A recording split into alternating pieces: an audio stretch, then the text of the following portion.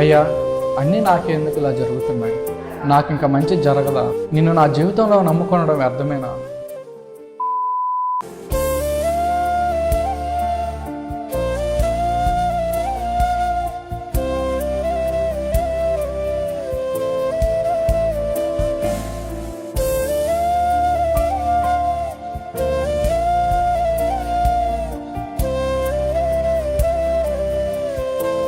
రోమియోలు రాసిన పత్రిక 8వ అధ్యాయం 28వ వచనం.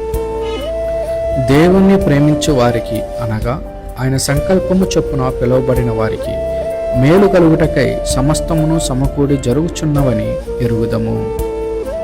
ప్రతిదీ నాకెందుకు ఇలా జరుగుతుందని మనం చాలాసార్లు ఆలోచించుంటాం. కానీ ప్రతి కీడు వెనక దేవుడు మేలును దాచి ఉంచున్నాడు. Love you. God bless you all.